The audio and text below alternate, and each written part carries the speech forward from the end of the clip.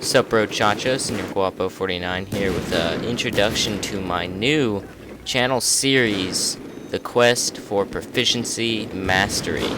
Basically what I'm going to do is I'm going to get a Proficiency Service Star, so the first Service Star, which is 100 kills, on every single gun in Battlefield 3.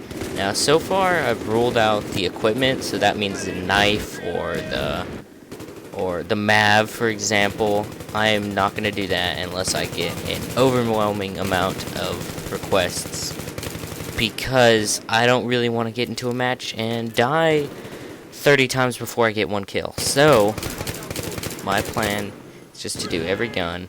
I'm starting it out in the support class. I will do pistols though. Sorry for that little interruption mid-sentence, but I will do pistols, which is probably going to be the most fun part, because I personally think the pistols in this game are very powerful. But on that note, starting with the support class, as I said, and the first gun that I'm doing is the M27 IAR, which, in my opinion, is actually really decent. I do get 1 or 2 streaks in this Operation Metro game. I do find that Operation Metro is best with an LMG, because you can just keep shooting, because there's always a person there. And this gun it's basically an M416. If you look, the model is almost exactly the same. It's just a little bit longer, I'm pretty sure, and it holds more rounds in the mag. But it's basically an M416. I mean, as you see here, it's got the accuracy of an M416. It's capable. I'm pretty sure it has around the same damage.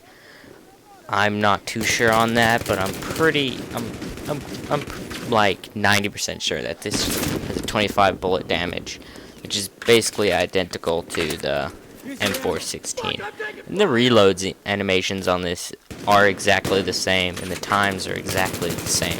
So this is basically an M416 with an extended mag.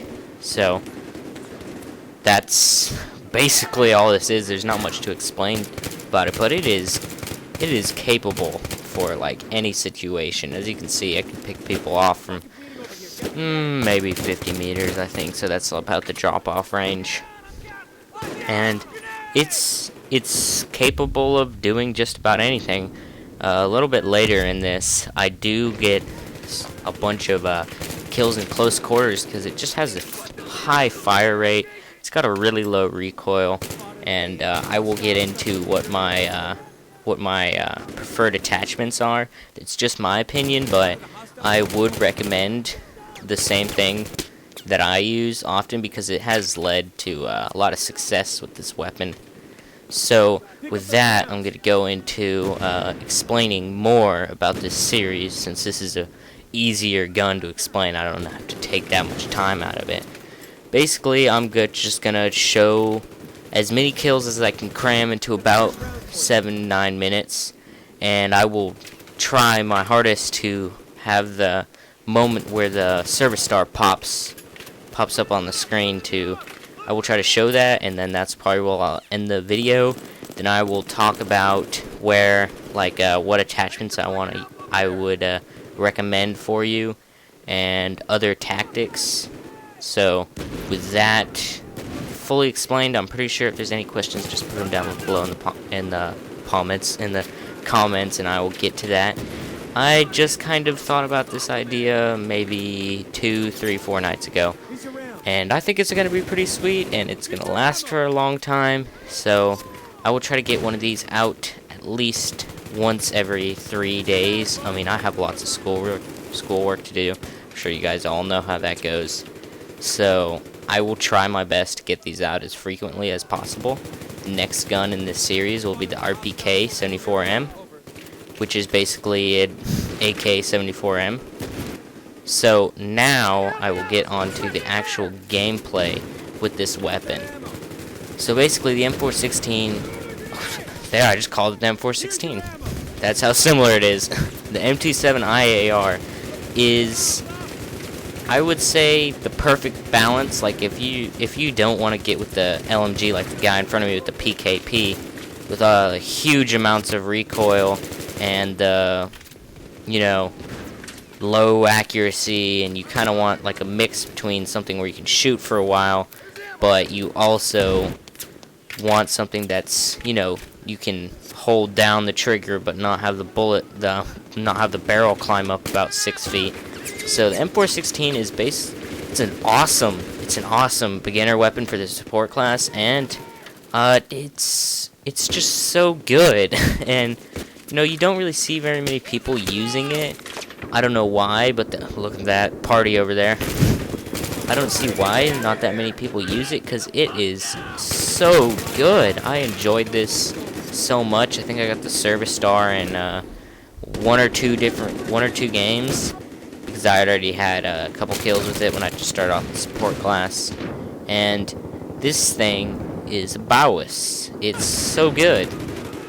It's accurate, it shoots fast, it does a decent amount of damage, it has very low recoil. I mean, it's like a laser. So this gun is perfect for any, you know, beginner who needs the extra rounds to stay on target.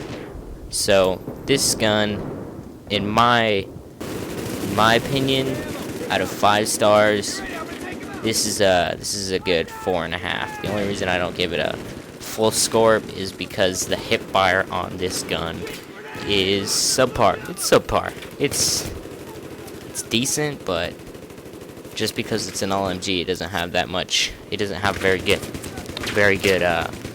hip fire, and that's why you see me here using the laser sight. Because in Operation Metro, you do have to hip fire pretty frequently.